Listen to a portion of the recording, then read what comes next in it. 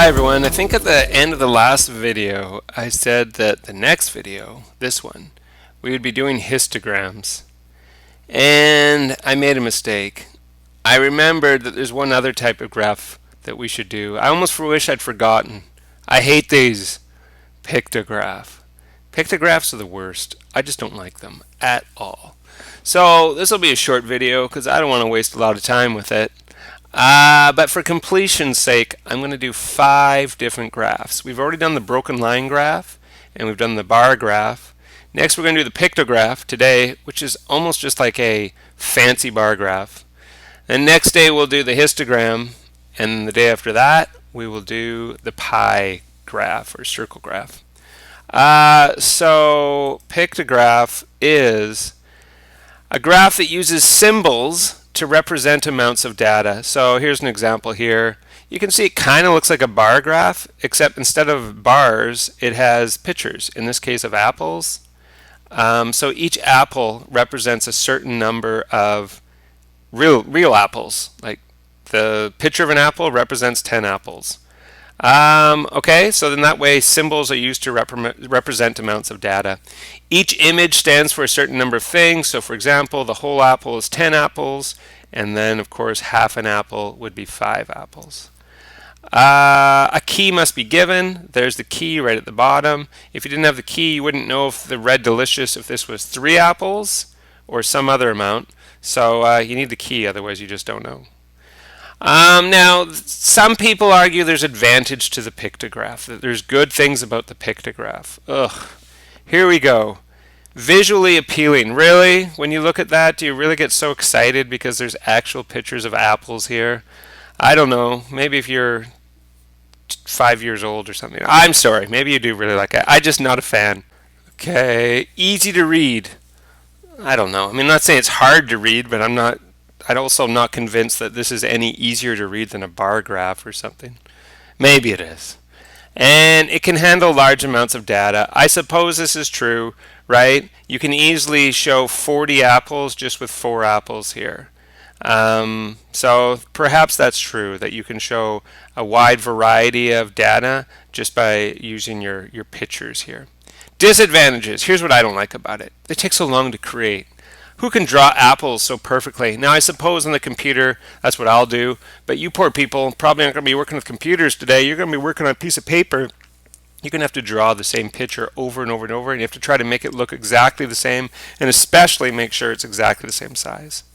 And it's tough to read or represent accurately when only parts of a symbol are displayed. So what I'm talking about there is, for example, if you look at Golden Delicious, you see how they have this half apple?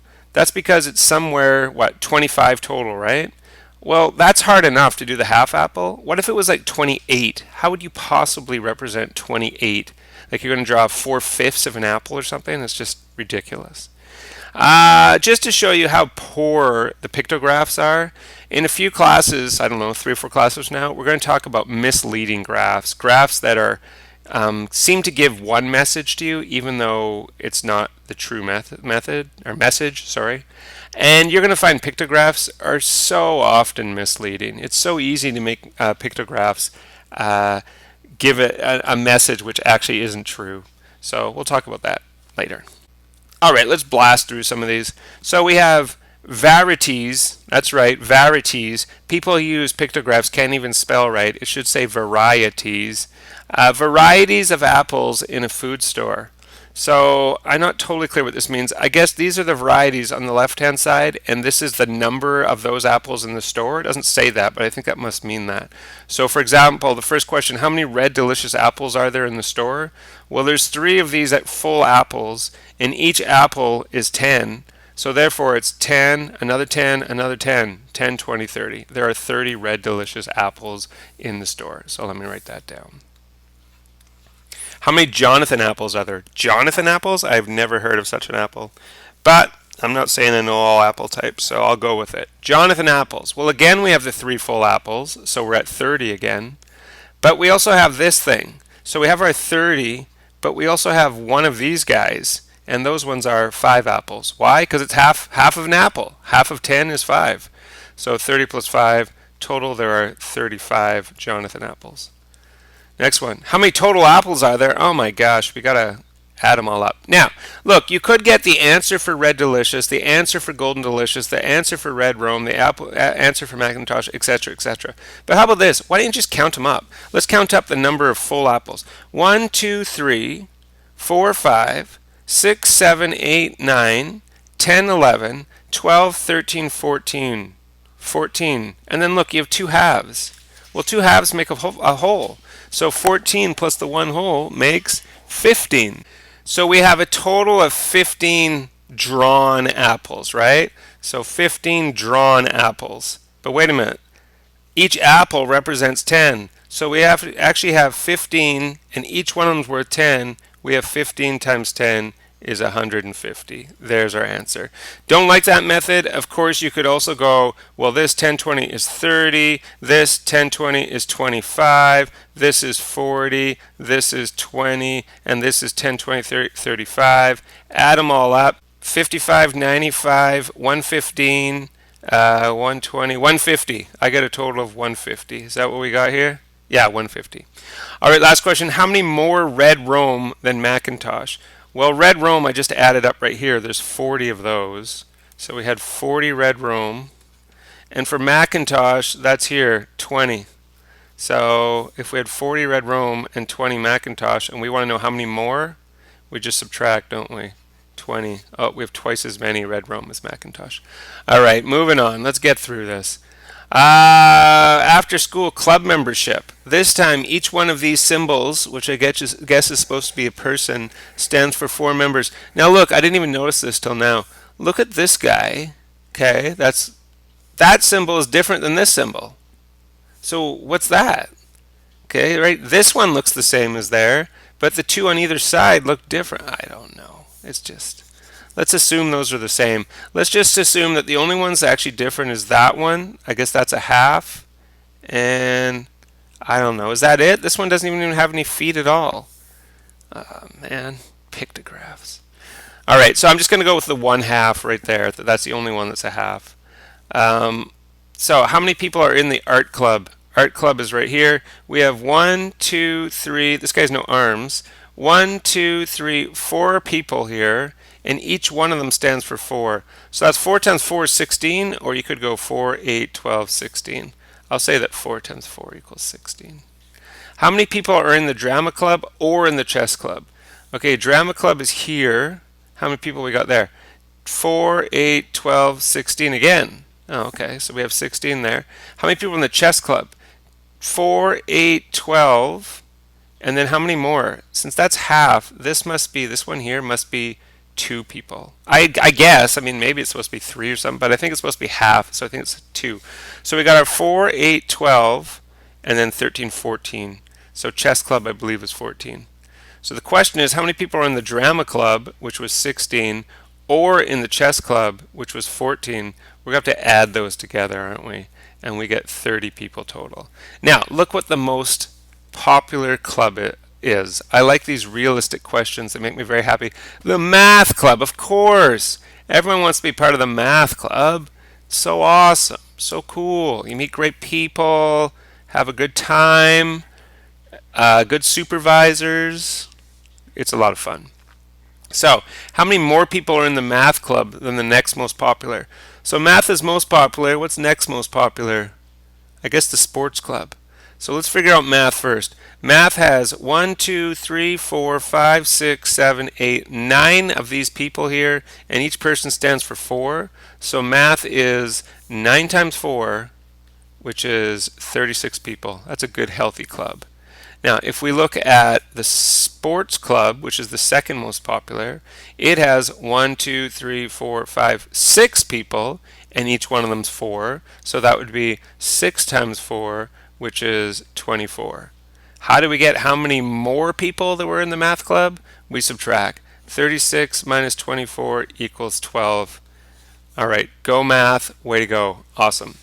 Last question, we're going to make one of these silly little things. Make a pictograph that displays the number of fishes caught in Ruby Lake on different days. So for 6 days, which day did they miss? Sunday. Oh, no fishing on Sundays, of course. They've got how many fish were caught in the lake. And there we go. So you can do this horizontally or vertically. I think I'm going to do it vertically. So on the bottom here, I'm going to try to equally space my days. So I have Monday,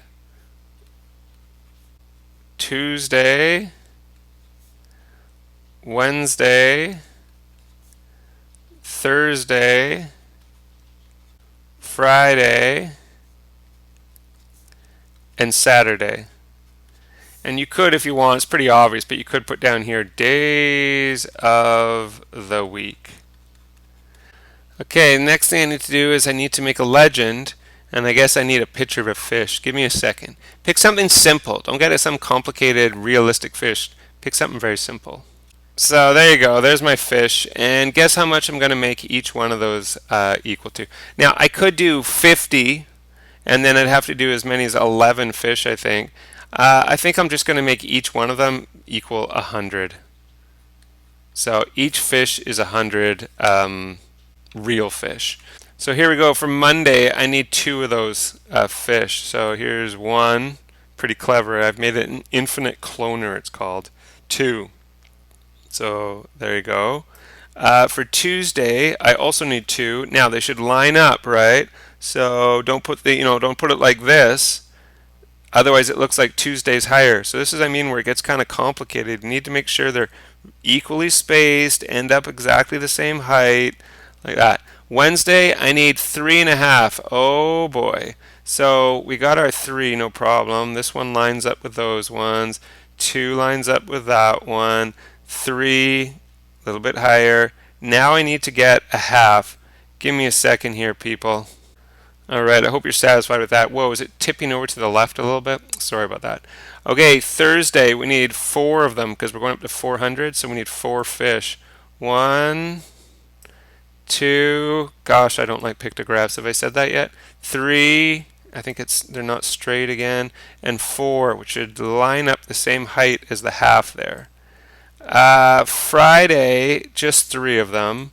1, this must be so boring for you to watch. I'm sorry. 2, 3, and Saturday is 550. I need 5.5 of these guys. 1, 2, 3, 4. Should all line up. It's not perfect, but whatever. 5, and now we need another half. Okay, give me a second again. And there we go. There is my gorgeous pictograph. I suppose I'd put a title on there. There it is. I have my legend up here, and I have completed the pictograph lesson. And thank goodness for that, everyone. All right, sorry for inflicting this on you. Have a good day. Bye.